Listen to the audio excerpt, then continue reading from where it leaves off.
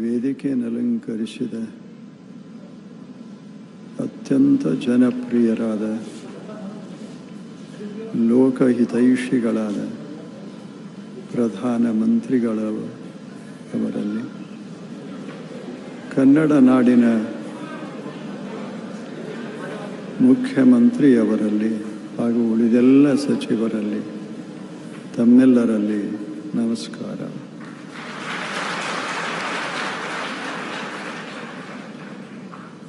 ಅವರನ್ನು ನೋಡೋದೇ ಒಂದು ಸೌಭಾಗ್ಯ.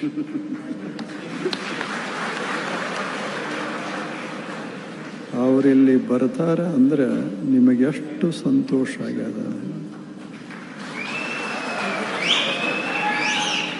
ಇಂಥ ಒಬ್ಬ ಪ್ರಧಾನಮಂತ್ರಿಗಳು ಈ ದೇಶಕ್ಕೆ ದೊರೆತದ್ದು ಸುದೈವ ಇದು.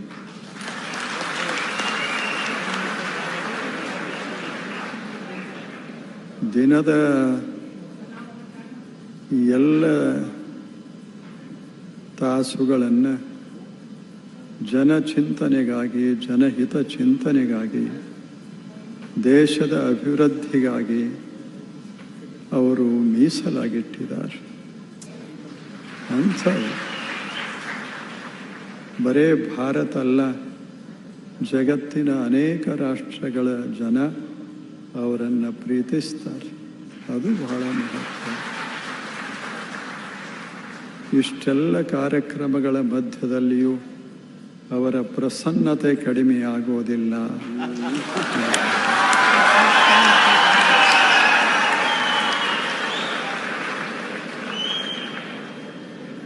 ಅವರೀಗ 3 ಗ್ರಂಥಗಳನ್ನು ಬಿಡುಗಡೆ ಮಾಡಿದ್ದಾರೆ. ಅವೆಲ್ಲ ಯೋಗದ ಗ್ರಂಥಗಳು. ಶಿವಸೂತ್ರ, ಪತಂಜಲ ಸೂತ್ರ, ಭಕ್ತಿ ಸೂತ್ರ. ಅವರಿಂದಲೇ ಯಾಕೆ ಆಯಿತು ಅಂದರೆ ಅವರು ಯೋಗಿಗಳಿರೋದರಿಂದ ಅವರು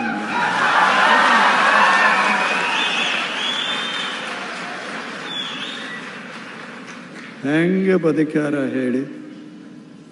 ಅವ್ರಿಗೆ ಕಿಸೆಗಳದಾವ, ತುಂಬೋ ಮನಸ್ಸಿಲ್ಲ. ಜನರ ಹೃದಯಗಳಲ್ಲಿ ಅವರು ತಮ್ಮ ಮಾತುಗಳನ್ನು ಮೂಡಿಸ್ತಾರೆ, ಜನರ ಮನಸ್ಸನ್ನು ಅರಳಿಸ್ತಾರೆ. ಭಾರತ ದೇಶ ಕಂಡ ಬಹಳ ಅಪರೂಪದ ಪ್ರಧಾನಮಂತ್ರಿಗಳು.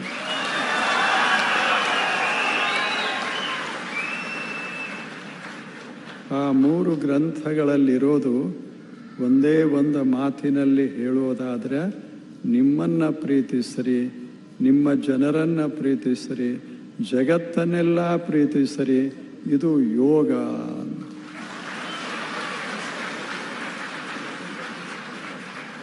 ಬಹಳ ಸುಂದರವಾದ ಕಾರ್ಯಕ್ರಮ ಇದು. ನಿಮ್ಮನ್ನು ನೋಡೋದು, ಅವರನ್ನು ನೋಡೋದು, ಇದ ಒಂದು ಸೌಭಾಗ್ಯ ಅಂತ ನಾವೆಲ್ಲ ಭಾವಿಸಿದ್ದೇವೆ.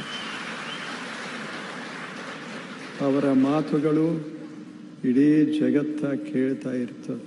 ಏನು ಸುಂದರ ಮಾತನಾಡ್ತಾರ. ಭಾಳ ಅಪರೂಪ ಇಂಥವರು. ಅವರು 100 ವರ್ಷ ಚೆನ್ನಾಗಿ ಬದುಕಲಿ.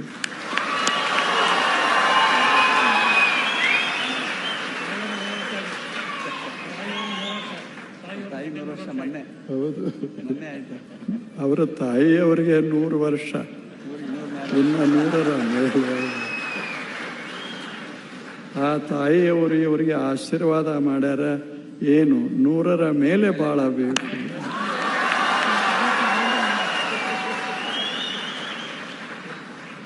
ಅವರಿಂದ ನಮ್ಮ ಜನ, ಯುವಕರು, ದೊಡ್ಡವರು ಕಲಿಬೇಕು. ಏನು ಅಂದರೆ, ದಿನದ ತುಂಬ ಕೆಲಸ ಮಾಡಿದರೂ ಮುಖದ ಮೇಲಿರುವಂಥ ಆ ಮಂದಸ್ಮಿತ ಕಡಿಮೆ ಆಗೋದಿಲ್ಲ.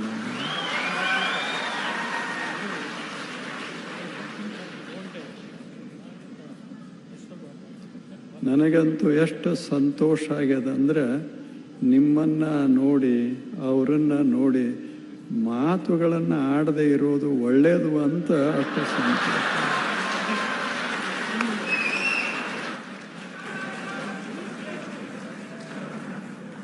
May I now request Honorable Prime Minister Sri Narendra Modi ji to inaugurate the new building